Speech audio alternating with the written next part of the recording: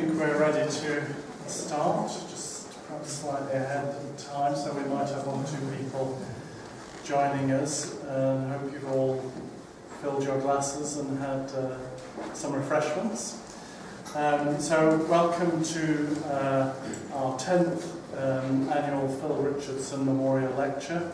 I'm Jeremy Clark. I'm the research lead at the Association for Psychoanalytic Psychotherapy in the NHS.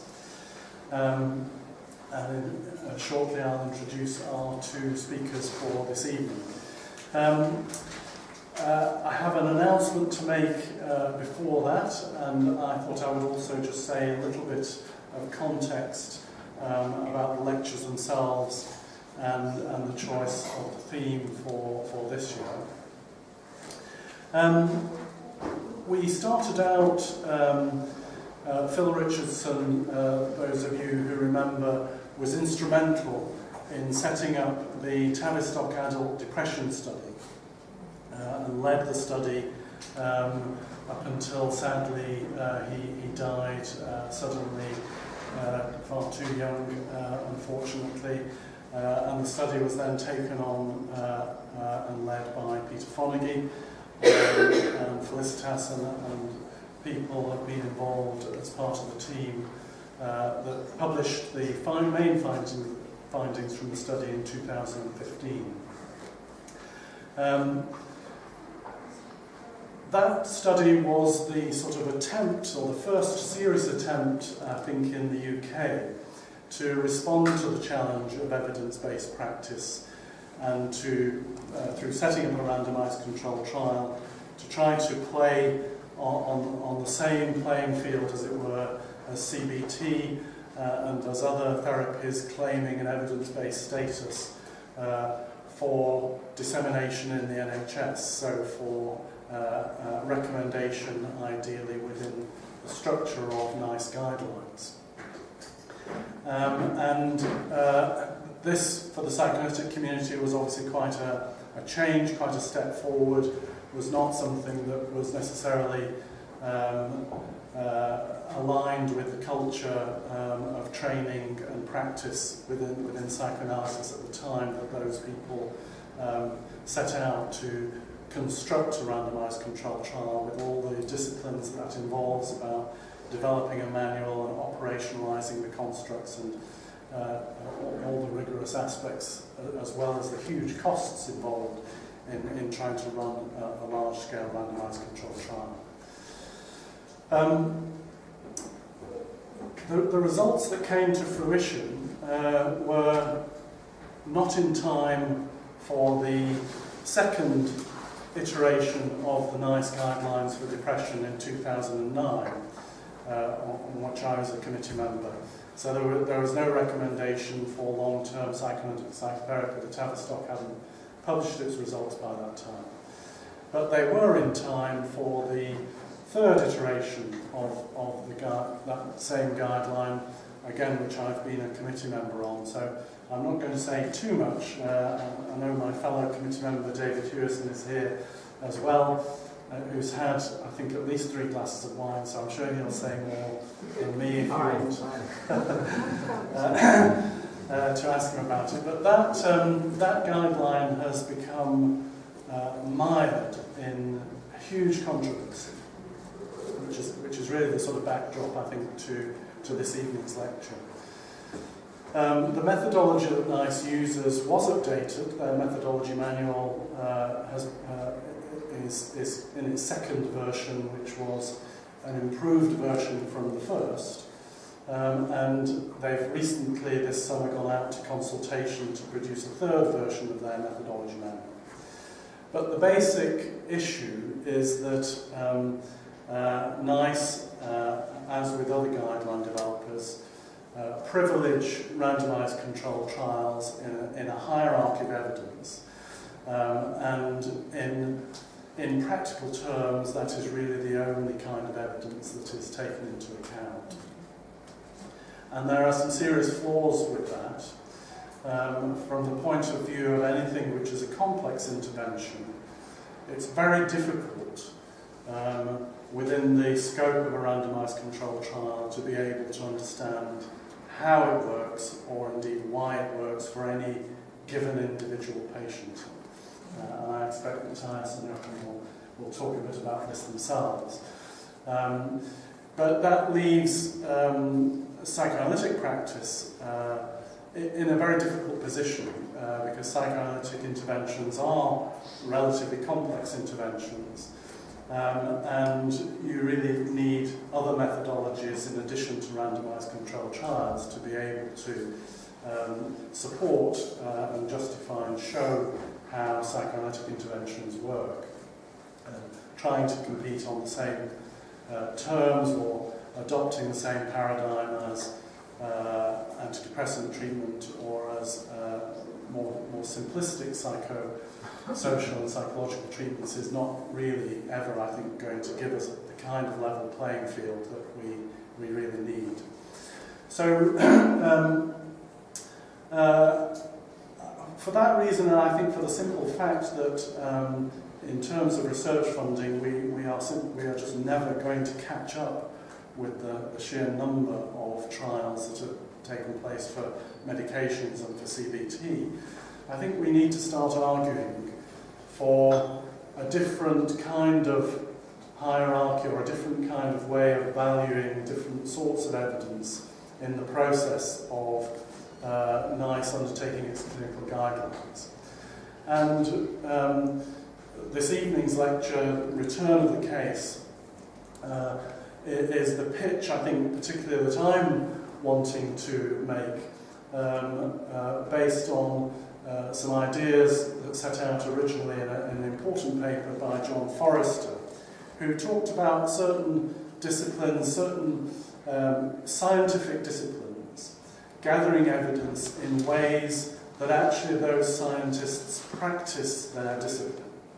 So he talked about a group of disciplines, medicine, where case histories are intrinsic to the tradition of medicine, law, likewise management, social work and psychotherapy amongst the disciplines, that he called the style of thinking in cases for those practitioners, and therefore needing to develop a paradigm of evidence that did justice to something that practitioners then use when they think in cases. Now, alongside the lecture, and this comes to the announcement that I have to make, we have also set up an annual case study prize, because we want to try to foster evidence-based case studies and publish evidence-based case studies in the journal and build up a database that will also contribute to the single case archive, but a database particularly of psychoanalytic case studies.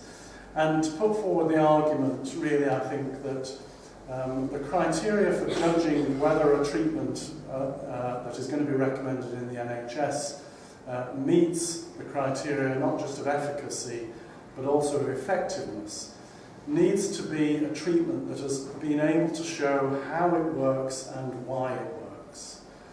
That unless we have good evidence for the mechanisms for those treatments, we should not be relying either on the safety or the efficacy or the effectiveness of those recommendations without that kind of evidence. And currently, most of the designs that randomized controlled trials have pursued so far have not given us that evidence.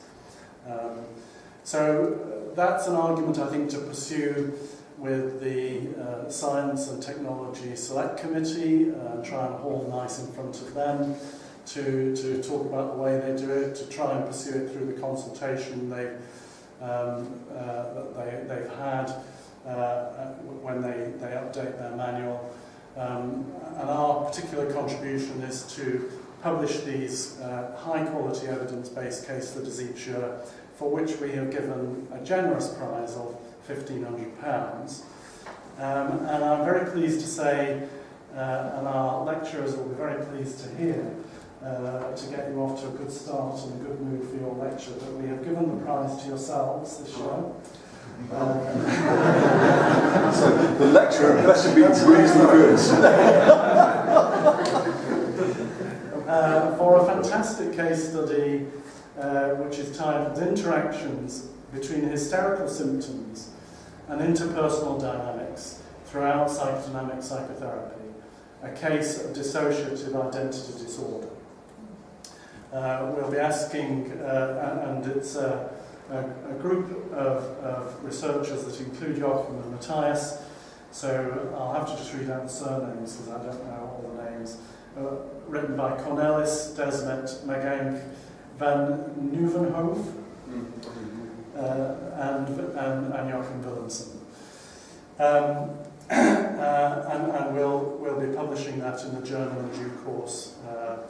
So you'll get the chance to read it. It's a fantastically interesting case with sort of reminiscences back to Freud and the original sort of work on male hysteria as well as female hysteria. And also what I particularly liked about it was that it's a real life patient.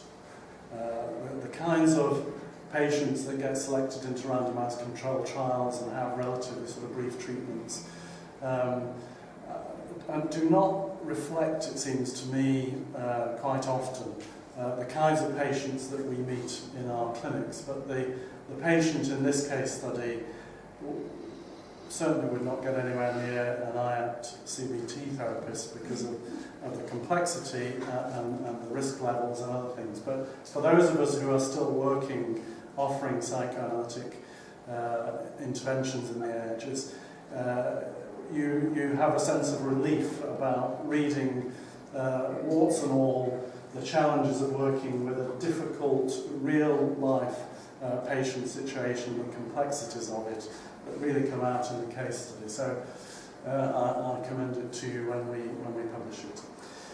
So it remains then only to introduce Jochem Willemsen, who is based at Essex University, and Mattias Desmet, who is based at the University of Ghent, both of whom are also colleagues on a very interesting initiative, the Single Case Archive, which I hope we'll hear a little bit about in your talk. But thank you for that.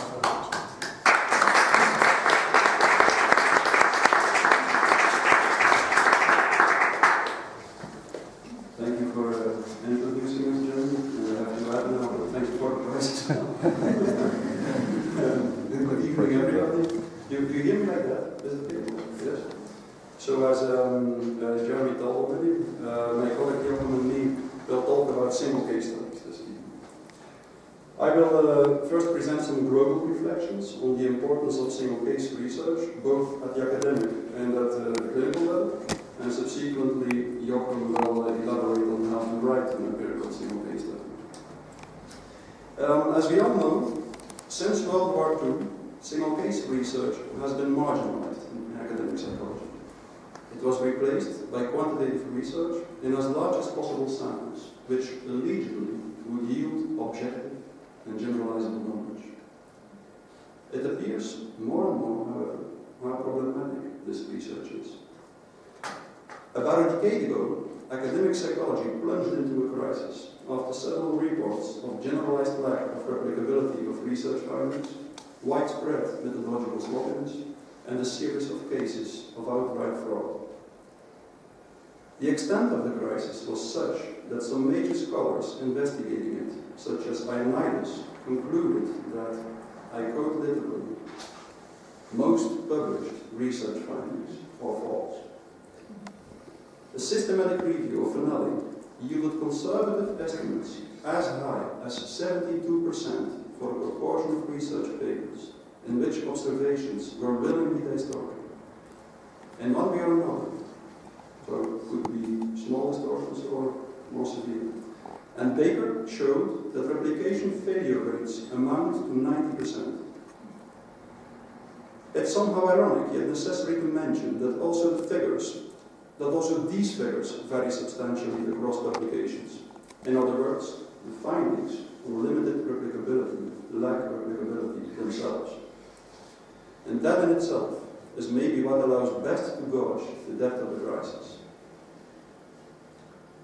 When going through the literature and analyzing the crisis, it is noteworthy that the origins of it are almost always situated in a lack of strictness in the application of research methods.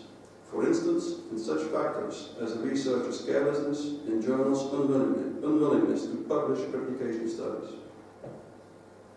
It seems to me, however, that there is also a problem with the methods themselves. At least one important contributing factor remains almost completely unrecognized, which is the problematic validity of psychological measures. At best, papers analyzing the crisis mention this factor in the margin. In this lecture, I will argue that it is in the first place the measurement problem that compromises the scientific status of psychology, and that it is not an exaggeration to say that academic psychology's future straightforwardly depends upon its success or failure to deal with it. I will claim that the only way to solve this problem is a return to single-case research and to interpret measurements in the context of narrative descriptions of patients' global subjective functioning. Let me start my reflections by drawing attention to the fact that measurement is a type of description, and description boils down to the translation of the raw phenomena or objects of investigation into research data, and this can happen in different ways. First, there is narrative description, in which one describes the object of investigation with words. While at first sight, this lacks the level of exactness and sophistication required in science, it is clear that it has played a major role in virtually every major scientific achievement, whether it concerns the works of Copernicus, Linnaeus, Newton, or any other groundbreaking scholar. Second, there is description by means of images. Historical examples include the detailed drawings of human anatomy by Vesalius, drawings of photographs of animals in the work of Tinbergen, and the X-ray crystallography pictures on the basis of which Watson and Crick discovered the double helix of DNA. Third, there is quantitative description or measurement.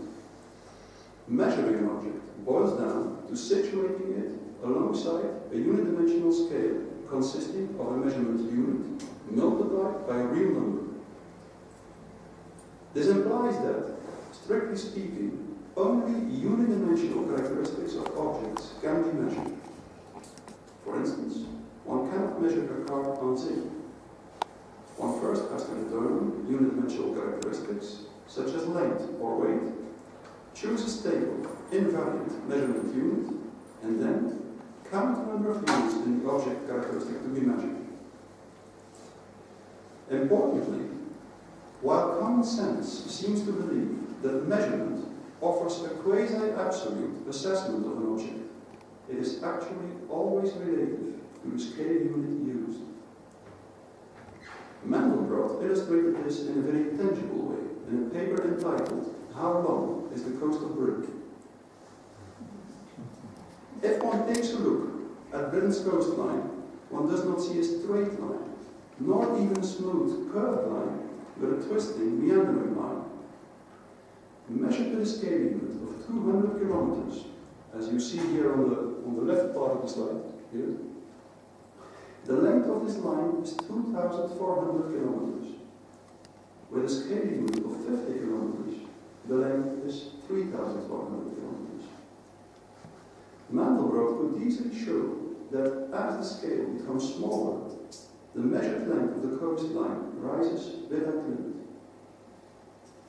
Richardson substantiated that this truly leads to practical problems. He checked encyclopedias in Spain, Portugal, the Netherlands and Belgium and found that the reported length of the common borders showed discrepancies of about 20% due to different scales used. Fourth, besides narrative, imagery, and metric description, there is also mathematical description, which is often overlooked or confused with measurement. This type of description consists of determining the formula of a phenomenon. The The Fibonacci formula, for instance, determines a spiral-shaped curve which shows the proportion of the golden ratio and matches exactly a host of curves in nature, such as those found in sunflowers, seashells, tornadoes, and galaxies. The first three types of description all prove relative and then precise. Narrative description can happen by many different combinations of words. Photographs or pictures can be made from many different perspectives, and measurement is always dependent on the scale used. Mathematical description, however, seems to touch the absolute. A mathematical form and its determining formula are unique and invariant. This gives mathematical description a special power and status, making it reminiscent of Plato's theory on universal forms, as if it is the finishing touch, the crowning glory of the scientific way. Which type of description is appropriate depends on the characteristics of the objects to be described. Coming back to psychology, we thus should ask ourselves, what are the objects of psychology, and what characteristics do they possess? Many perspectives can be taken on psychical objects, yet for the purpose of the present lecture, I will refer to the network conception. The psychic system can be conceived as a network of interconnected linguistic nodes that is activated by a variety of triggers. As a trigger activates a node, the activation spreads through the network and activates a series of other nodes. Throughout this process, meaning is attributed to the trigger in a highly complex and person-specific way. Seeing rabbit, for instance, might trigger chains of associations referring to memories from having a pet rabbit as a child, or to a dissection during a biology class, but it might also refer to the nickname of a girlfriend, or to a neighbor who used to kill rabbits in a cruel way. The process of spreading activation and meaning-making, besides complex and person-specific, is also highly volatile and unpredictable. For instance, it is clear that minor differences at the level of incoming stimuli can provoke radical shifts at the level of the emergence of meaning. We all know this in everyday life. Even a slight smile or a minor nervous cough can radically change the entire way in which a subject interprets an oral discourse. We can now, on the basis of these preliminary reflections, take a look at description methods in psychology. And we will do so by starting from the historical opposition between the nomothetic and the ideographic paradigm. Before World War II, the nomothetic paradigm was dominant in academic psychology in America, the ideographic in the continental academic world, in particular in German and Austria. During the Nazi regime, the ideographic paradigm faded, and the nomothetic paradigm quickly gained momentum and became dominant in the entire Western academic world. This changed academic psychology's landscape, and at once also the methods of scientific description. The ideographic paradigm considered method description helpful, but only if the measurements were situated in the context of ideographic information on every single subject. Consider the following quote of Wilhelm Stern, the inventor of the intelligence quotient. For the examinee question, tests yield a number on the basis of which that examinee can be located somewhere along a quantitative scale, but which obscure things qualitatively peculiar to that individual. The results of direct observation cannot be quantified, but make possible a qualitative refinement of a psychological profile. For all of these reasons, the methods of direct observation of an examinee must always be used to supplement the test methods, and the former must be dealt with the same care as the latter. This basic idea was widely shared by all major scholars before World War II, including leading behaviorists such as Watson, Skinner, and Pavlov. The latter, for instance, claimed that the quantitative data on his salivating dogs were useless and could not be interpreted correctly if one wasn't familiar with the global character of every single law. The normative paradigm investigated psychological processes in a completely different way. First, it relied almost exclusively on metric description. Narrative description was considered less objective and less accurate. Second, in order to control the subjectivity of the researcher, measurement procedures were standardized as strictly as possible. Third, to guarantee generalizability of findings, measurement was applied in as large a sample as possible. And fourth, since a global, ideographic description of single subjects can only happen in a narrative way, it was considered always subjective and it was left out of consideration altogether. Measurements were thus no longer interpreted in the context of narrative data on single subjects, as happened in the ideographic paradigm, but in a standardized way, thus supposing that the same measurement outcome means the same in different participants. In other words, non-analytic measurement instruments such as Q-sorts, implicit association tests, researcher ratings, and the well-known self-report questionnaire, of course, all start from the general assumption that tests measure one invariant object, one intended to be measured psychic characteristic, which invariantly causes the measurement outcome, irrespective of the different contexts, the different participants, the different time points, etc., across which the test is administered. You see this on the left part of the slide. The test triggers activity in one psychic characteristic, and the response to the test emerges from this one psychic characteristic. It is clear that this is a strong assumption that is by and large incompatible with the complex and dynamic nature of the processes of emergence of meaning. We rather expect the situation that is represented on the right part of the slide, namely that activation spreading in the network as a consequence of the test stimuli will activate a highly complex and variable set of nodes, which inevitably will render the test sensitive to many factors not intended to be measured. We are not the first to raise such suspicions.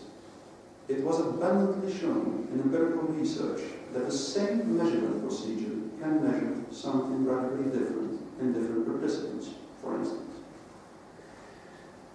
I could refer to psychometric papers here, but instead I will summon some concrete examples from my own research program at Ghent University. My research group studies psychotherapeutic processes, and our data gathering procedure is such that it allows analysis both at the level of the sample and at the level of single patients. Throughout patients' therapies, we gather quantitative process and outcome data, and at the same time we audio tape all therapy sessions to enable qualitative analysis as well. I used to participate both as a researcher and as a therapist in the pilot study for this project, and I applied this procedure to the therapies of 30 patients in my own clinical practice. This slide shows the evolutions throughout the 50-session therapy of two of my patients' scores on the inventory of interpersonal problems. A questionnaire, of which the total score measures general interpersonal complaints and distress. The graphs of the two patients are very similar, showing a progressively decreasing curve for both patients, with scores on the IIP of about 60 in the beginning, so about 60 here in the beginning, and about 0 at the end of the therapy.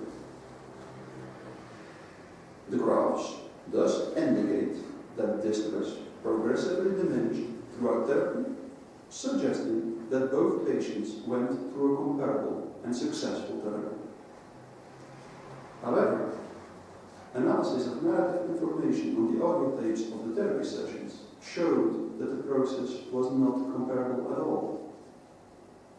In the first patient, represented on the left part of the slide, the narrative data confirmed a truly improved interpersonal functioning, while this patient's interpersonal life globally showed a destructive pattern in the beginning of the therapy.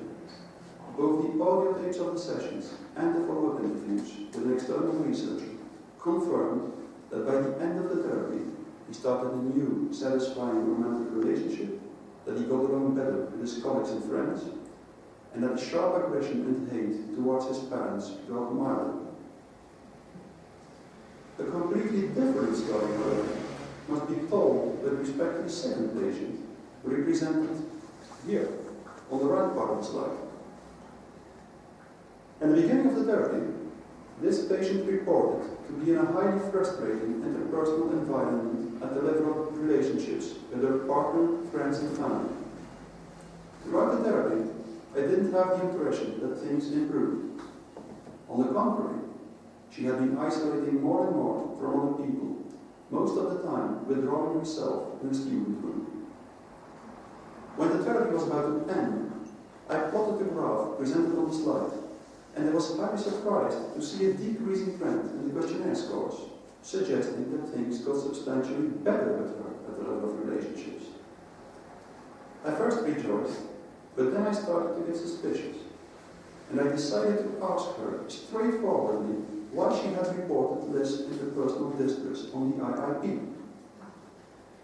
To make things a little bit more concrete, this slide shows that the IIP typically contains items such as: it is hard for me to trust other people, it is hard for me to say no to other people, it is hard for me to join other people, it is hard for me to tell a person to stop bothering me, etc. Upon asking her what she meant by answering close to zero on all these items, she replied that she didn't have trouble with all these things anymore, since she just didn't meet other people anymore. Is it hard for you to trust other people? No, I don't have to trust other people anymore, since I'm no longer in contact with other people. It is thus clear that, while the outcome of the measurement procedure, as it is represented on the graphs, was about the same in the two patients, the psychic reality covered by it was completely different. The following slide, or this slide, provides us with yet another interesting example. Just like the previous graphs, it shows the evolution in the IIP scores of two patients in the same study. If we just take the validity of the measurements for granted, we conclude that both patients at the end of the therapy showed more interpersonal distress than in the beginning, and hence that the therapy failed in both patients. So you see in both patients, the last scores at the end of the therapy are actually much higher than the scores in the beginning. The audio tapes nevertheless clearly showed that this was not the case. Both patients were referred to psychotherapy by a general practitioner because the latter suspected that a series of somatic complaints were related to panic attacks and anxiety. During the first sessions with me, they both refused to agree that their somatic symptoms had something to do with psychological problems, and consequently, they scored low in the questionnaires. During the next 10 sessions, however, they progressively started to admit that there were psychological problems, and accordingly, the questionnaire scores started to increase. Subsequently, in the next sessions, as the problems reported became the focus of the therapeutic labor, the scores slowly started to decrease, and both patients finished the therapy feeling substantially better than in the beginning. The questionnaire scores, however, never got as low as in the beginning of the therapy. No matter how successful a therapy is, apparently it can't compete with the mechanism of denial when it comes to reducing complaint scores. Such observations are highly problematic for normative psychology, and they were not exceptional at all in our dataset.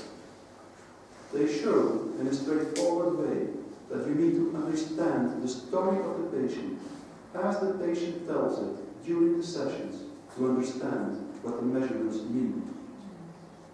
The measurements are not a kind of superior information that will reveal something that we didn't know yet by simply listening to our patient. No, it is rather the other way around. We need to simply listen to our patients to know what the measurements mean. It seems then that a researcher using psychological measurement instruments often resembles a child playing with a toy microscope.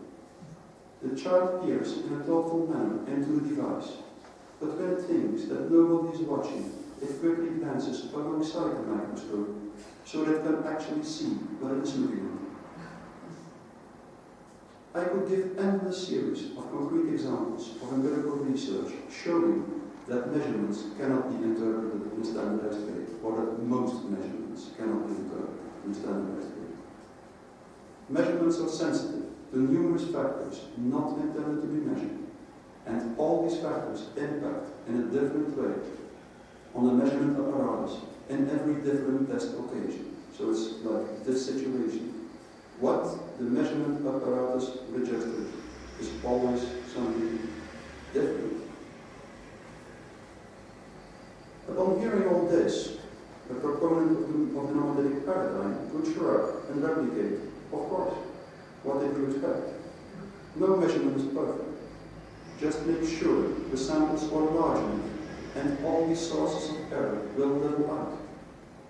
I would reply, that depends. If measurement error is too high, then no sample can be large enough. Studies on cross-method agreement allow to estimate how much error there is in analytic measurements and what the impact of this error is on statistical inference. Such studies start from a question that is as simple as it is interesting. If you measure the same psychological characteristic by means of different measurement methods, for instance, a self-report questionnaire, a researcher rating scale, and an implicit measure, how similar will the results be? Many studies show that cross-method agreement in psychology, expressed in Pearson correlations, ranges somewhere between 0.0 and 0.45. Let me try to make the size of these correlations more tangible. Suppose a carpenter measures the windows of your house using 3 different measures. For example, a folding rule, a tape measure, and a laser distance measure. And he reports the series of measurements in the table on this slide. So what you see here is that with the first measurement method, the carpenter says the window is 71 inches wide. With the second measurement method, he says it's 51 inches wide. With the third, 24 inches. So glance through the table, take a look at the different measures. I don't think you would want this carpenter to construct the windows for your house. Nevertheless, the convergence between his measurements is 0.45, which roughly equals the upper limit of cross-method agreement in nomothetic psychological research. Some scholars interpret a lack of convergence not so much as an indication of measurement error, but rather as an indication that the different methods measure different aspects of psychic characteristics. While this interpretation might be accurate under certain conditions, it remains the case that so far it has received little or no empirical support. For instance, it has never been demonstrated that convergence is high for measures that assess more specific aspects of an agreement. The observation that the measurement method impacts on measurement outcome in itself is not something typical for psychology. Bell stated that measurements in quantum experiments, I quote, have to be regarded as the joint product of system and apparatus and measurement apparatus. This was also illustrated by Mandelbrot's example we just referred to, showing that the measured length of Britain's coastline diverges when different scales are used. And still, there is something particularly problematic in psychological research. In psychology, studies on test-retest reliability show that measurements even diverge strongly when the same scale is used. retest reliability of explicit personality measures, for example, ranges between 0.80 and 0.50, of implicit measures between 0.30 and minus 0.10. According to the formula that the explained values equals the squared correlation, retest reliabilities as low as 0.30 indicate, no more nor less, that the measurements contain at least 90% of error. This leaves us with the most pessimistic conclusion with respect to validity. All studies referred to are published in high-ranking journals, which makes it even harder to understand why most researchers in their papers hold that the validity of measures used is acceptable, good, or even excellent. On a closer examination, however, it turns out that it has become something of a habit in psychology to evaluate validity with reference to the validity of the average measure. Thus, the validity of a test is deemed acceptable if it is about as valid as the average test. It is clear that this is a dubious habit, in particular in a domain where the average validity of measures is rather visible. Evaluations should be made on the basis of a mathematical norm, referring to the impact of error in statistical inference and conclusion drawing.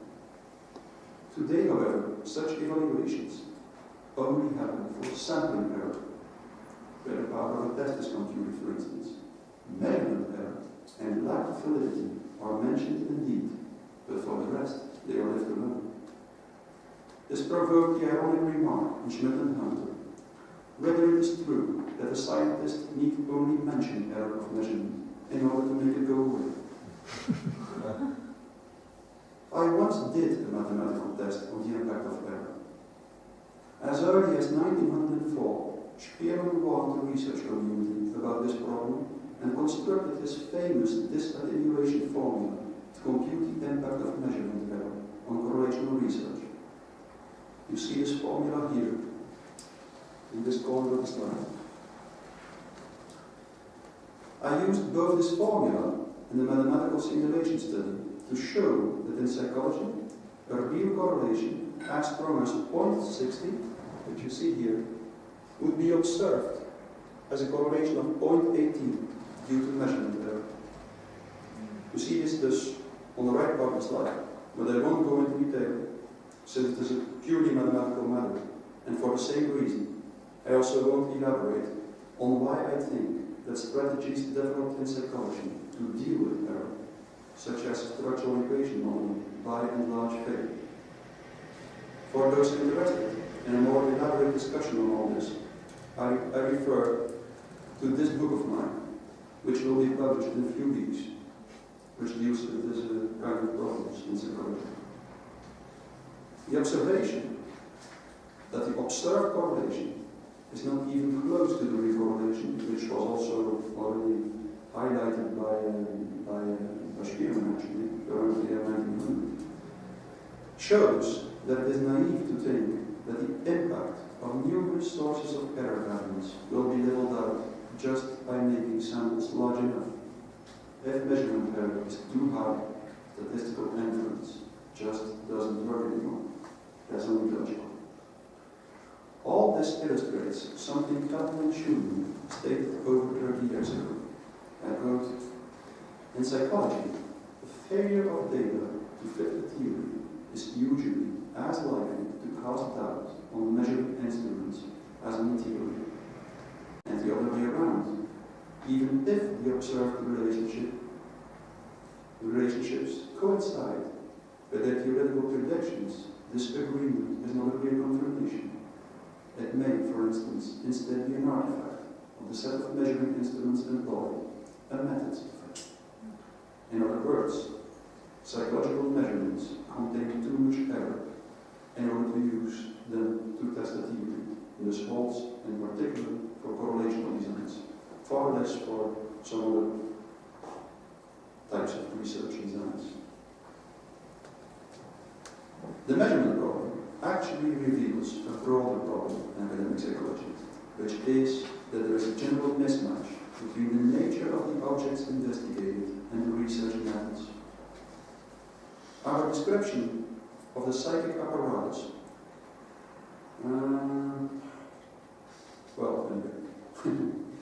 the psychic apparatus as a network in which meaning emerges shows us that the psychic system, in every respect, is a complex, dynamical system.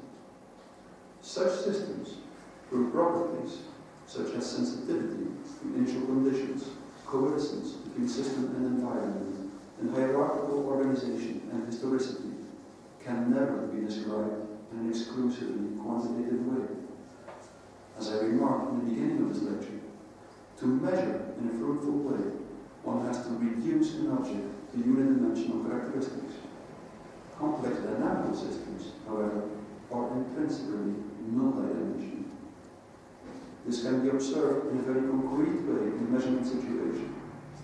For instance, if you confront a participant with an item on a questionnaire that asks, "Do you feel depressed?"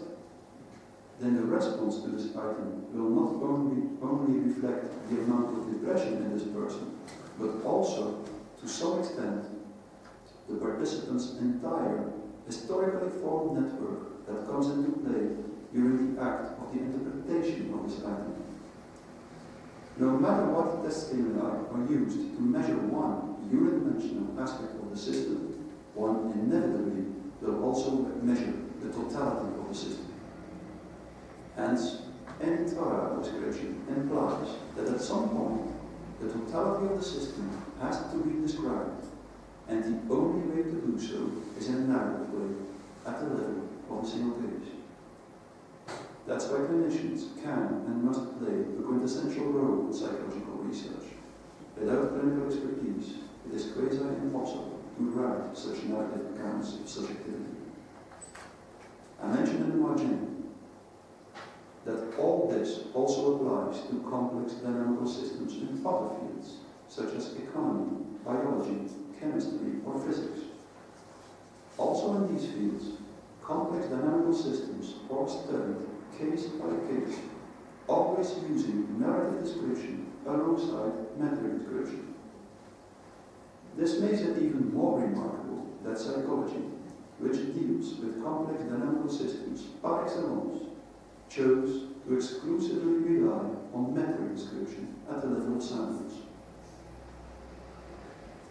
Besides interpreting measurements in a narrative way at the level of a single case, I believe the entire measurement methodology should be conceived in another way.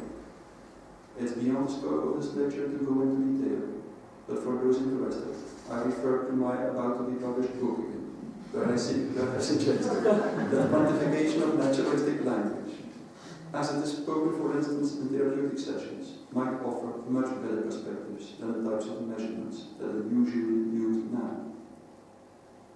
As the ultimate step of the scientific process, the quantifications of language might be described in a mathematical way. Mathematical description is rarely aimed for in psychology. Edward Lawrence, an American mathematician and climate scientist, presented a nice example of it with his so-called chaotic quadrant, of which you see a virtual example here on this slide. I will try to make it move.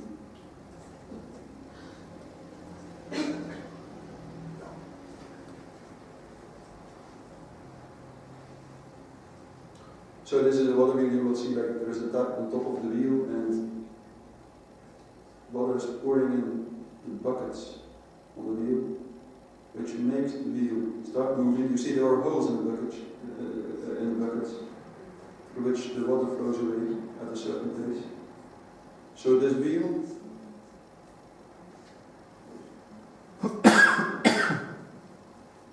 you see I think you see a real example here. I will also let it spin shortly.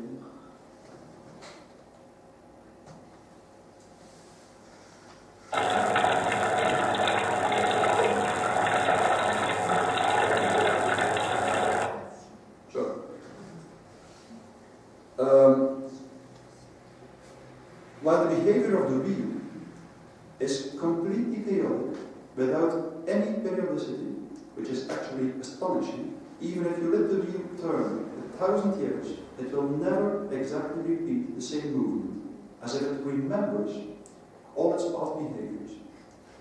Well, no matter how chaotic this view behaves, Lawrence showed that it is nevertheless directly determined by a set of three nonlinear equations, which you see here, and that this determination can be made visible by representing the solutions of the equations in what mathematicians call phase space. In a truly astonishing way, an aesthetically magnificent mathematical figure appeared, which became known as the Lorentz attractor. Gleich says the following about phase space and the mathematical objects in it. Phase space portraits of physical systems exposed patterns of motion that were invisible otherwise, as an infrared landscape photograph can reveal patterns and details that exist just beyond the reach of perception. In the same way as Lawrence, psychologists should have confidence that also underneath the chaos of manifest subjective experience, a strict order is to be found, and a disorder can be visualized in phase space. It would be fascinating to go further into this and give some examples in psychology, but it is about time to conclude for me. In summary of this lecture, I agree with Thomas that the last 60 years of research in psychology seems to have gone astray. The idea of arriving at objective, generalizable knowledge through nomothetic measurement proved highly problematic. Nomothetic psychologists attempt to control the subjectivity of the researcher by exclusive reliance on standardized metric description of samples at the expense of narrative description of single cases has failed. The well-documented literature on sloppy science and fraud in psychology reveals that researchers' subjectivity rather has been completely unleashed. The only subjectivity that has truly been excluded from the research designs is the subjectivity of the participants. This means what should have been the object of psychological science. This is also clear in the field of psychotherapy research. It is straightforwardly confirmed by the so-called allegiance effect. I believe, nevertheless, that trials possibly can be useful, but only if the participants are studied at the level of the single case, in a narrative way, before aggregate statistics are computed. I am conducting such a trial myself at Ghent University at this moment, which combines a single case approach with an RCT design. On this slide, you see the reference to the description of the study. In any case, I believe that both from an academic and clinical perspective, the single case is the most important level of analysis. I will give the floor to Jochem now, who will talk a little bit about how to write an empirical single case. Thank you for your attention.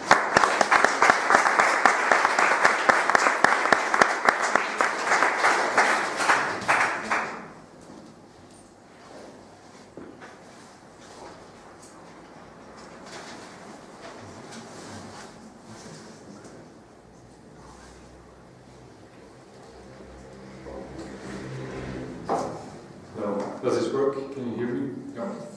So, case studies. There are many types of case studies, and case studies can be used for many different aims. I will be talking about one type of case study that I define as in the following sense. An evidence-based case study is the study of a case, individual, couple, group, based on data that are systematically collected in a naturalistic context and analyzed in order to answer a research question concerning the link between an intervention or a process and an outcome.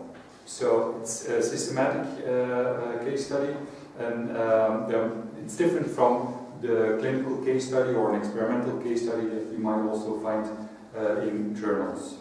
So I will take you through the steps in order to undertake such a case study, and those steps are the very basic steps to conduct any type of research. I'll go through them one by one, starting with formulating a research question. Case studies are typically used to address how questions, because cases allow you to study causal links over time between interventions and processes that take place in the therapy, and then certain outcomes.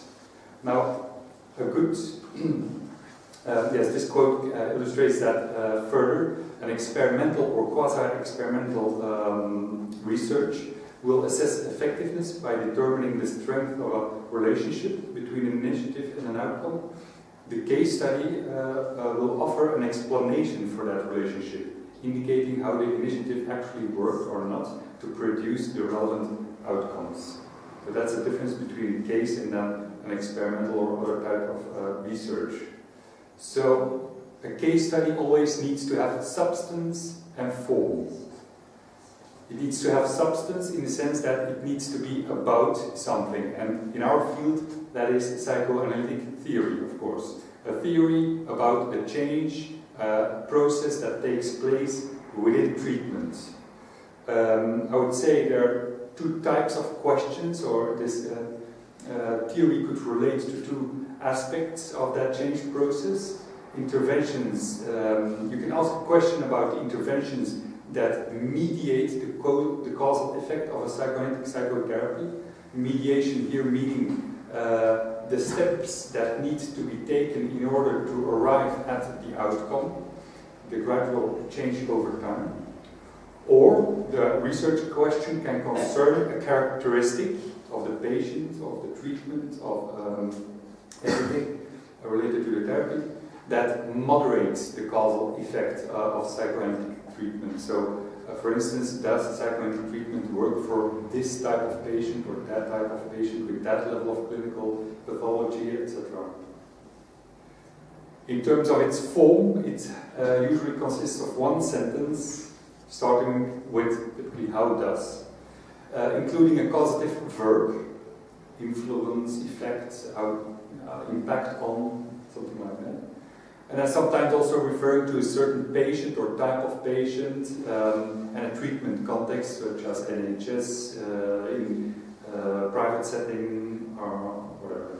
I've put on this slide 3 examples here, taken from case studies published in the journal Psychoanalytic Psychotherapy and the Journal for Child Psychotherapy.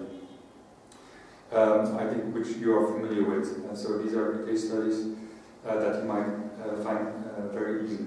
So there's one case study by Dovel, published recently, working with the question, how does racial difference between a therapist and patient influence the treatment process in psychodynamic psychotherapy? So they're interested in that particular feature of the treatment, that racial difference, and how that impacts on the treatment.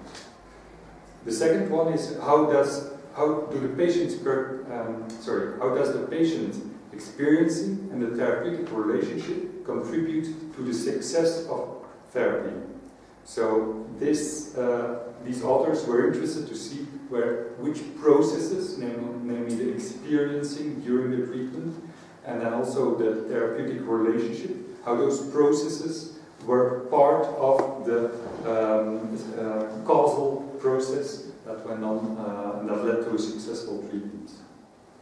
Third, there is an example of a study by Slater from the Journal of Child Psychotherapy, the degree to which child psychotherapy was able to modify existing states of mind of the traumatized patient, especially in terms of developing the capacity for reflection.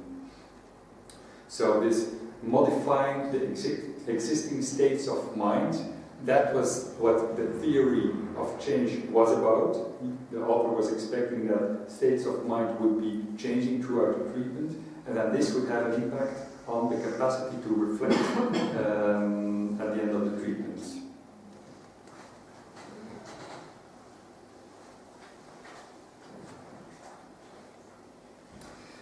Selecting a case study. Very often we hear that cases are cherry-picked, and it's just a case of cherry-picking, and that we only select the good outcome case studies to write about. In a way, we have some data to confirm this idea, and it is true that about 2/3 of all published case studies are about good outcome case studies. Only 4% of the published case studies have a bad or poor outcome. So that is in a way a problem, of course. But I would say that is not a problem in the sense that it biases the pool of material that is available. A group of case studies is not the same as a sample. A case study never wants to be representative for a population. A group of case studies is not a sample that should be representative for a population. So it's not problematic in that sense. The real problem with the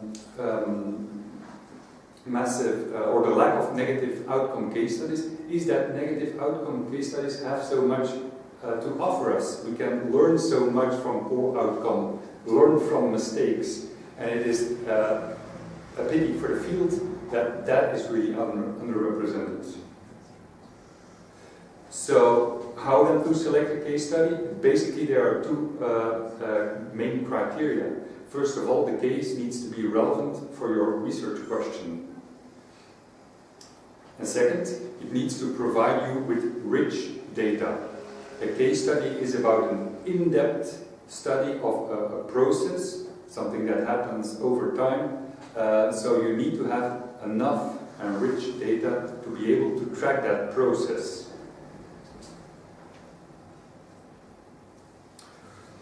In the margin, I also want to say something about if you have then selected your case, of course you need to approach that person with a question to participate to the study. You have to present them with an informed consent form. Do you do that best at the beginning or at the end? There's a whole debate about it. Now, in evidence-based case studies, we're talking about prospective research designs. So you have your research question formulated, and then you start to track a patient. So obviously, the data that you're collecting will probably not be part of standard practice in psychotherapy. So that means that you will need an informed consent in order to collect additional data, maybe questionnaires, maybe record sessions, etc. So informed consent needs to be presented at the start of treatment in this approach. Of course, a second reflection is that you can wonder to what degree a patient can consent to a treatment that needs to take place. He doesn't know where he will end up. So it's best also to reconfirm that informed consent at the end of the treatment. It's only then that a genuine consent can be given, I would say. An ethics application needs to fill in, so the standards are changing very much, or there are standards, I mean the bureaucratic standards for ethical applications are changing massively at universities, but also at the health in the NHS. So there is quite a bit of paperwork to do. It might also involve meeting an ethics committee, an NHS ethics committee, and I hope that you can find some support to work through that aspect of the whole research, maybe from your organization, maybe from a local research network, or maybe from the APP, I don't know, but it is quite challenging. I must admit myself, and I'm actually also part of an ethics committee at the university myself, so it can be very challenging for a researcher, and so get some support in place. Once you have that approval and informed consent, you start to collect some data, and initially, in the first step, if you have that patient ready, you need to have data to build a case formulation. Case formulation, which is an accurate, it's a comprehensive conceptualization of the case, needs to be based on a clinical assessment, and intake interviews, whatever you do at the initial stage of the treatment, supported with some structured assessment tools. Referring to Mattias earlier, you have some numbers, and then you have a narrative to make sense of those numbers. I'm referring also to recently published the Psychodynamic Diagnostic Manual, which not only offers one framework to make clinical formulations, but also has a very nice chapter about all recent measures that are available, more quantitative, more qualitative measures to do case formulations and also to do outcome and process research. Now it's important that your case formulation is consistent with your theory of change, of course. If you are working with a certain psychoanalytic theory, for instance, mainly referring to mechanisms of defense, and you try to impact on those at that level, then your case formulation needs to include a lot of information about the defense mechanism and what the problem is the patient is suffering from at the start of the treatment. Okay? If you're more working with a mentalization-based model, then you will need to have mentalization as part of your clinical formulation, and that is what you are going to work on in your treatment if you work with that model. And that is what you hope to see change throughout the treatment. Collecting data. You need to have good, high-quality data, but that's not the same as numeric data, of course. You need to have rather than the type of the data that you need, it's more important to be systematic, to be unbiased, to use appropriate methods, and methods that are open to public scrutiny. So, systematic data collection. That means you need to have a plan in place to collect those data. If you are going to use a questionnaire, you need to know which questionnaire, you need to know when you are going to present it to the patient, at the start or the end of the treatment, are you going to do it in your office, in your presence. All those practical issues need to be addressed in order to reduce the amount of missing data.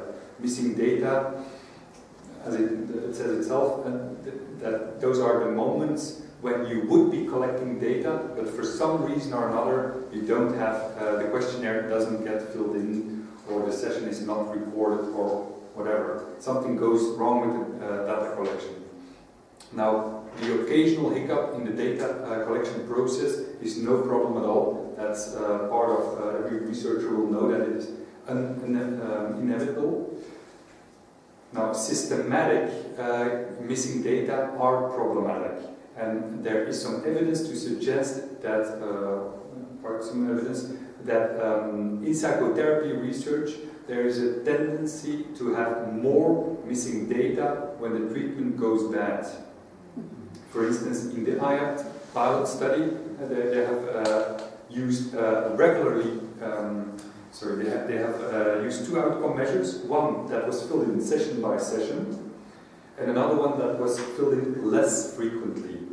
Now, first of all, they found that the session-by-session questionnaire was filled in almost on any occasion. So there were few missing data. So that's a hint to use a regular measurement rather than infrequent, maybe longer measurement. But moreover, they found that those patients who also filled in the less frequently sampled questionnaire did better at the end of the treatment. So, see that they have more complete data for the successful treatments and less complete data for the failure cases. And that is, of course, problematic. At the level of your case that you will do, that might mean, for instance, that you might miss crucial moments of crisis because you're not sampling at that moment. The patient is not filling in the questionnaire. You might miss negative therapeutic reactions, and that is, of course, a problem. So that's why that planning is important in the first step. Avoiding bias. So I have some bad news and I have some good news. Bad news is that case studies are generally criticized for being biased, because the clinician is involved, and the clinician is at the same time treating that patient and doing research. the clinician's theoretical formulations create a funnel vision. The personal relation with the client makes it impossible, clouds all kinds of judgments, etc. So that is a big problem. That is bad news. The good news is that we have been trained to deal with that kind of bias. We have procedures in place to deal with that kind of bias, namely supervision. So all those that additional training and supervision should be part of the whole research process. And for instance, in some studies, they actually report the supervision sessions too as part of the case study.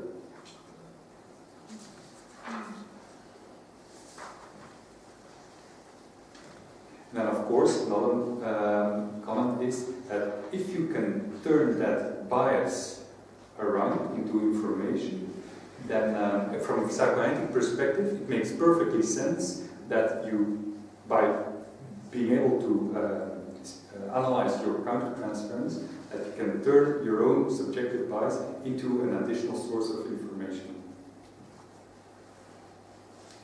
Appropriate methods, so generally outcome methods are very general outcome, very broad spectrum kind of measures, but there's also the idea of using individualized measures.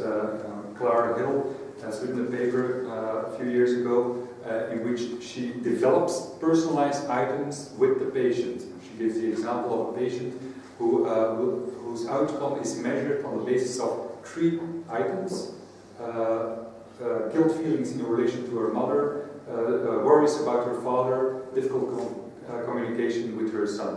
And those 3 items are assessed every week, and based on that, those items, she could track progress. So individualized outcome measures. Then there are process measures. Again, these need to be consistent with your theory of change. If you're working with on therapeutically with defense mechanisms, they include a measure for defense mechanisms. So, process notes. There have been some interesting researches not long ago about process notes and how reliable they are.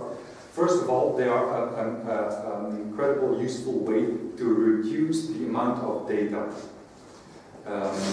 So in that sense, they are very useful.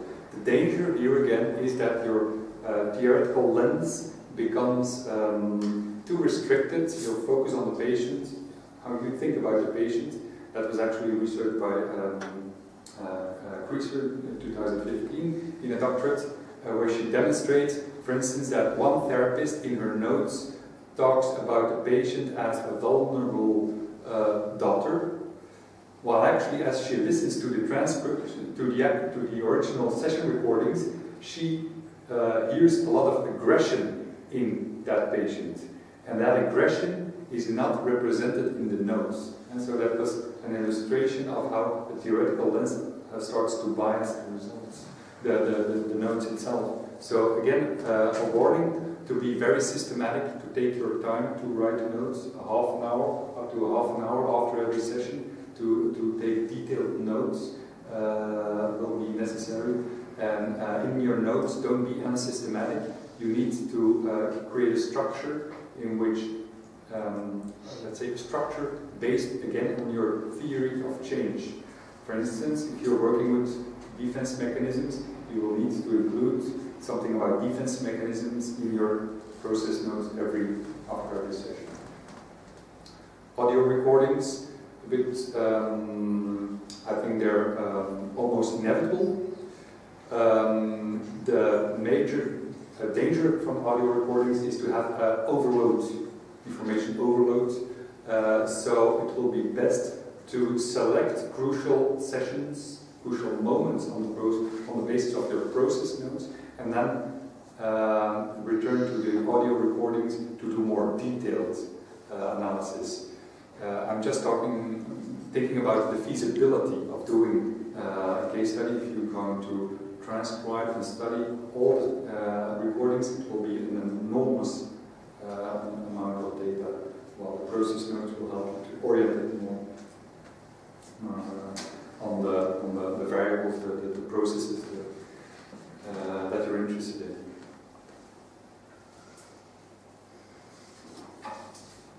a word on analyzing data. I didn't use any kind of metric image, I used the scale, because analyzing data is about weighing the evidence for or against certain claims. And in order to weigh that evidence, or the information, data you use for that evidence, can be, again, qualitative, quantitative types of data, any sort. But first of all, if you want to analyze you have to determine the outcome. Was the treatment successful or not? And you can use your outcome data and set a numeric criterion. For instance, if the patient scores below that clinical threshold on the questionnaire, there is good outcome. That might work, but it is a very naive and superficial. We have seen examples before. You might, as an alternative, you might say what the outcome is yourself. This is a good outcome case. But of course, this is highly disputable. If you, as a clinician, declare this patient cured. It's much better to give the word back to the patient, do a follow-up interview, and then inquire them about the effects of the treatment. And you might get information that is much more idiosyncratic to that specific patient. Maybe the symptoms haven't vanished all, but there might be important changes in their life that would make you and the patient conclude that it was a successful treatment. Once you have declared that result of the treatment, you can then see how, try to link that to a number of interventions and processes that took place during that treatment. And you collate evidence and you weigh that evidence. Now, Nancy Cartwright has written a paper on types of evidence in case studies, and she gives several indications of how you might start to weigh the evidence. If an effect is attributable to a cause, then it should come after that cause, of course, and then the nature of that effect should be consistent with that cause.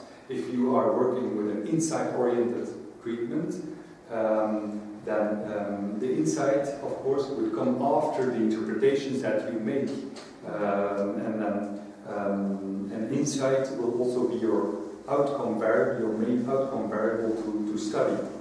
So there needs to be consistency in your theory, in your formulations. Causes often have side effects, and by tracking the side effects, you can say something about the causality in the treatment. For instance, if you see that the treatment improves the patient's relation to the mother, the maternal object, let's say, as a side effect, you might also expect that this is also reflected in the transference, that the maternal side of the transference, for instance, also changes at the same time. So the transference changes as a side effect of the changes in the real world, or maybe we could see it the other way around. Support factors, the patient, for instance, the patient needs to come to treatment, engage with treatment. These are some conditions that need to be in place in order for the cause to take place. Intermediate steps, that's your theory of change. If you assume that you have to work on those psychological characteristics in order to have a certain effect, then you need to see that process taking place. And then obviously rule out alternative explanations. What did there change in the patient's life during treatment, and how might that have caused or contributed to the outcome? And finally, a few words about writing a case study. I would say a good evidence-based case study is successful in making that combination between, on the one hand, doing something with the harder data, the systematic data that you have collected, and then, on the other hand, also doing something with the the whole experience of you delivering that treatment and combining those two types of knowledge, the more explicit, potentially qualitative, quantitative data, and then the whole narrative about the treatment, by combining those two together, you will able to be able to convey the right kind of knowledge to your readers.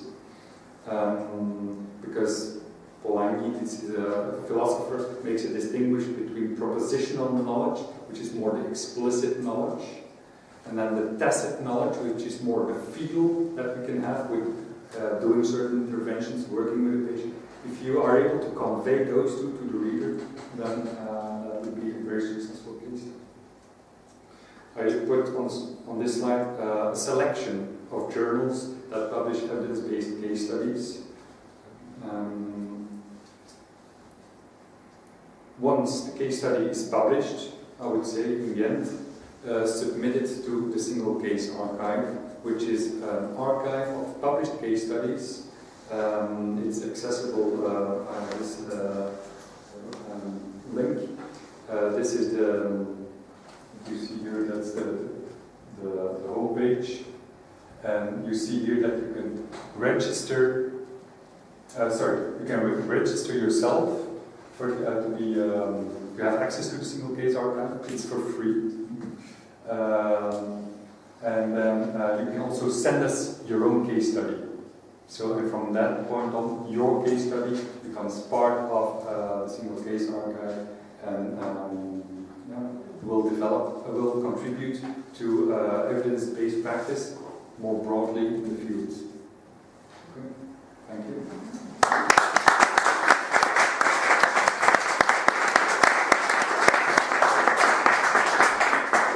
Thank you very much, Mattias and Jochem. We have a short time, 10 minutes or so, for any questions that have arisen from those two presentations. The first, I guess, primarily critiquing the existing kind of system of evaluation of evidence and measurement, and the second then offering an alternative, better approach through using case studies. Has anybody got any questions that want to ask from that? Yeah, Juliana. Thank you. Based on the first talk, which is very interesting, the cognitive measurement, is it not then, are we not just doing phenomenology? If we're going to just look at narratives and a conscious experience in the psychotherapeutic experience, are we not just, is it not just phenomenology by another name? Do you mean that are we not only describing things and not trying to explain them? Is that what you mean? Not that we're not trying to explain, but we're trying to measure. The measurement. Yes. Can you come in? Can you repeat that? The idea that the problem with the problem is with the measurement. Yes. And so, and this is a question I come up against all the time in my place of work, where if we're not going to use measurements in the way that they were, thank you, the problems with measurement and the question about the nature of evidence, are we not just doing phenomenology? Are we not just asking about a lived experience? And is that not enough? I'm playing devil's advocate because I'm not sure I actually believe that, but that is a question that a criticism that I hear a lot. Do you mean now that if we do not measure, and if we do not try to find correlations, and if we do not try to causally explain things by means of quantitative designs, that we then, if we only use these narrative descriptions, that we then reduce research to phenomenological description? Is that what you mean? So, more than if we're going to a single case, what is the point of doing a measurement? In a single case? Yeah. What is the point of doing measurement? In a single case. Yeah, but it depends which measurement I think. I really think that some measurements do make sense, and I do really think that some measurements really add something to a research design, for example, a single case design. For instance, like in the classical measures, I think it makes sense to, for instance, register general psychological well-being through something like the total score of the SCL-90. And that's general psychological well-being, general negative affectivity can be registered, I think, in quite a reliable and valid way. There are a lot of reasons for that, which I won't elaborate on now, but a lot of other variables, like personality variables, of course, are very hard to measure by classical measures. And I believe that there might be other measures, of course, like there are non-classical measures, like quantifications of language, which is used in content analysis. I think that these quantifications can really grasp something out of personality as well, but we don't use them, and that's strange. We always stick to these very classical measures, which actually, of which it has been proven time and time again that they don't work. But everybody keeps on, yes? Thank you. But then, yes, I think it's important to quantify as well. Sorry, I think it's important to quantify as well. But then if you follow, for example, okay, how many times we have done this interpretation, and then there was the reaction. This interpretation, there was the reaction. We're implying a kind of cause and effect as well. I think there's a problem in itself. But working with children, it's like a cause and effect is a time difference. Sometimes you see like, you know, it's 2 weeks after, for example, I looked at the children. Contact the parents, deterioration behave like 2 weeks after, things like that. So I think that's complicated. I was thinking if there could be some sort of to construct a phase space to match, to symbolize, to represent the quantification rather than graphs or numbers. But maybe, I don't know, a visual phase space representation with colors, then see how that changes over time. I don't know. I think we have to be more creative because it's a problem not only for our profession, but it's like that sort of cause and effect is just it's a representative nature. Anyway. In any case, I really believe that it can be a superficial to quantify. But for instance, as you said, after a thorough phenomenological description of things by means of qualitative research, then count the number of specific type of interventions which you refer to.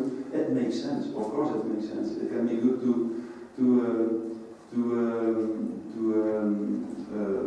break myths. Actually, in one of our studies, we studied how much reformulations Lacanians use, and Lacanians actually they think that they should only use reformulations. And the first thing that appeared was that they do not use very much reformulations, and the second thing that appears was that when they do, they seem not to work. So I mean that makes sense to me. If you can quantify this, like look, only 10% of your interventions are actually non-transformative reformulations. And when you do them, it's clear that only in a minority of the cases actually you reach the effect that you want to reach. It makes sense, of course. Quantification makes sense. I think it introduces something of rigor, mathematical rigor in the research design, which is a necessary component, I think, to the more qualitative, rich, phenomenological descriptions of subjectivity. But the only thing I think that, like as it is done now, the quantifications, it doesn't. That's pseudoscience, actually. That's not science. It's not.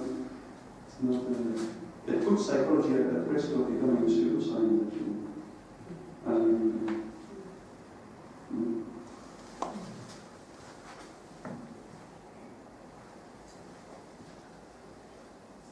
Thank you.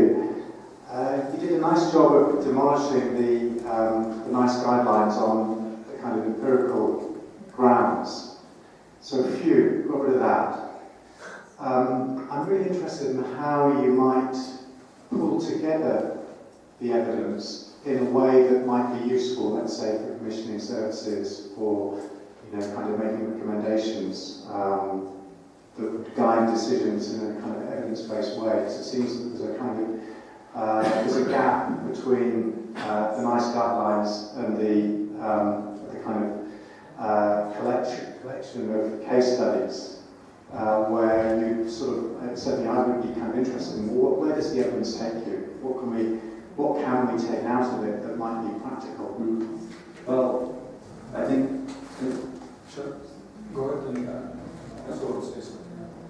Well, in the first place, if you are honest, if you look at the results of the review studies that were made by Einides and Vanelli, the studying the crisis in psychology, if you are honest, then you must say that a lot of publications are not actually delivering sound evidence. That's clear. Nevertheless, I think that some aspects of randomized controlled trials can be used to formulate really evidence-based guidelines which are reliable for policymakers. And I think in the first place, I would select the randomized controlled trials which have long-term follow-up data, because the only really valuable quantitative assessments of efficacy of therapy are the follow-up data. Drew Weston once showed that if you do one telephone call with a patient, after the telephone call, the effect of the telephone call will be as high as a long-term psychotherapy. So immediately after an intervention, all interventions are effective and all are about equally effective. But the differences start to emerge after 1 year, 2 years of a therapy. And then personally, I'm quite convinced I would only rely on the assessments of general negative affectivity. In my opinion, you cannot measure specific complaints. It has been abundantly shown in a factor analysis that what is measured by complaint measures is one large factor, which is general negative affectivity. All the rest doesn't really count. That, and of course, as Jochem said, the so-called idiographic measures, which measure very specific aspects of someone's suffering, of someone's complaints, can also be valuable, I think, but the problem there is that almost no studies use them. So at this moment, I think I would just rely on the long-term assessments and randomized controlled trials of general negative affectivity. That's my 2 cents of opinion. These would yield the best and the most reliable sort of information for policy.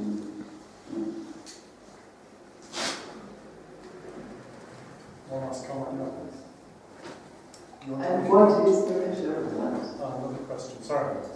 Of general affective negativity, what measures measure that reliably?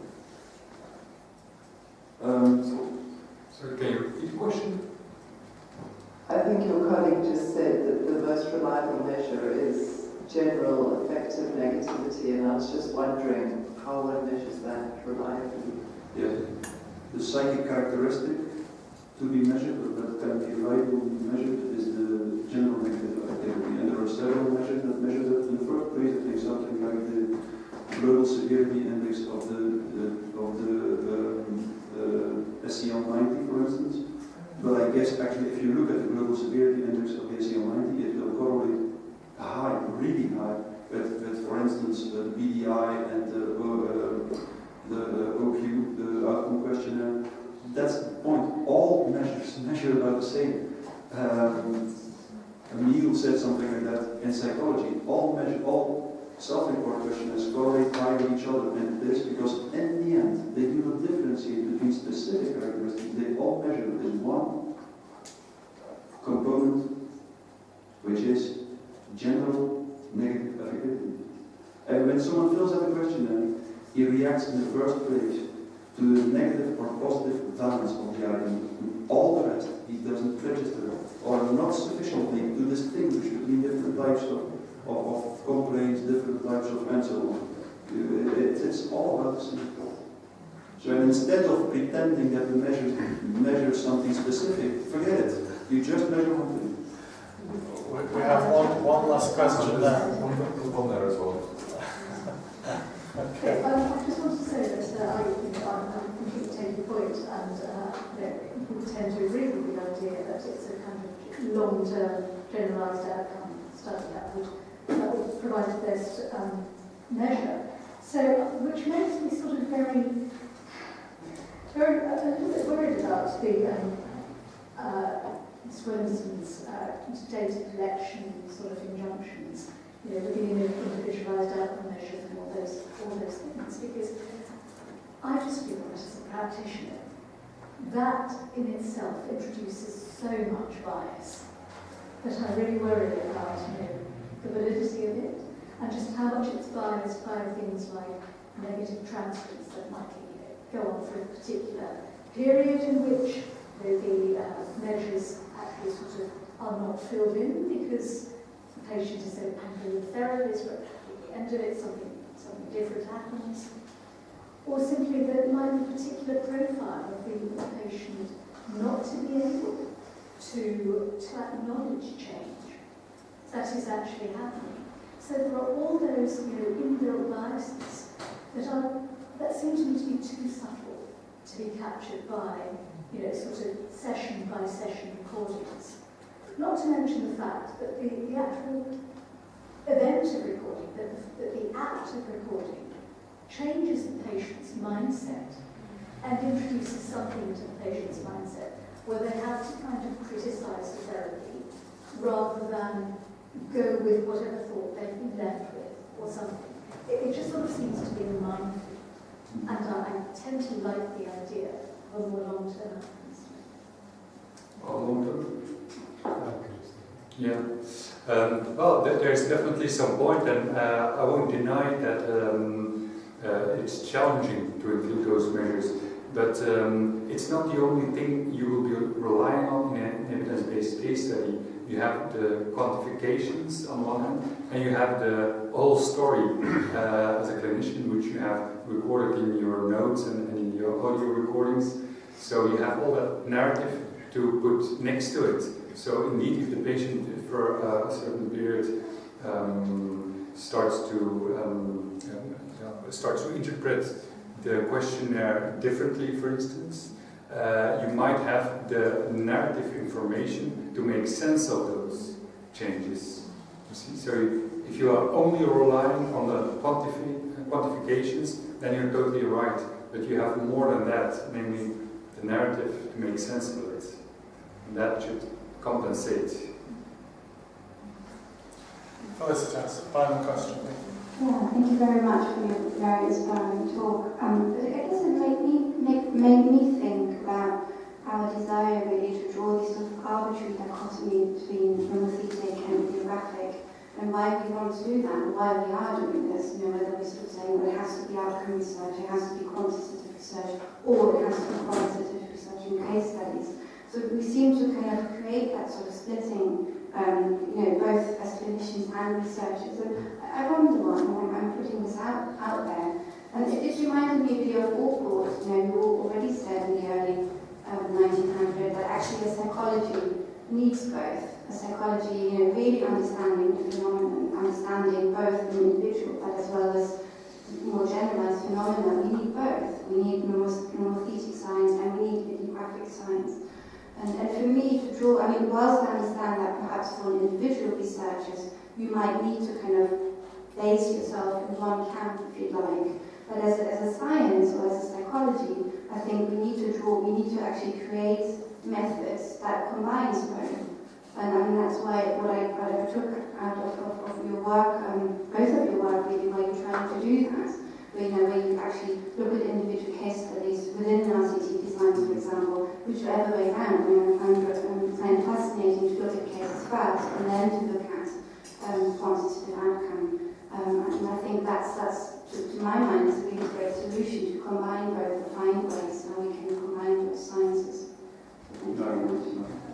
I absolutely agree with you. There's no need to choose between the one or the other. Of course not. We should combine the two, definitely. But I think at this moment, what is neglected is the bibliographic aspect of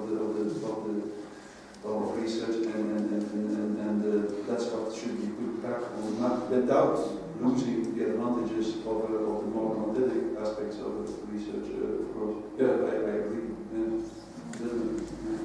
Well, I'd like to thank Jochem and Mattias for a very interesting talk and for an achievement in the, I think, possibly slightly over-optimistic estimation that we managed to achieve to get rid of the NICE guidelines this evening with your talk. So that would be great. But failing that, a very important question about how we get more than just a kind of collection of case studies, and if we say that we don't like nice guidelines, what is the APP and other professional bodies doing to say, well, actually, this is a better form of guideline, this is a recommended treatment, and here we've got the case study, look at the case study that shows you actually how it works for that patient. And with that kind of guideline, we can then have confidence that people can use it, can actually see it in practice, see how it works, and then actually use it. So hopefully we'll be building some momentum behind the arguments that you've been putting tonight. So thank you very much.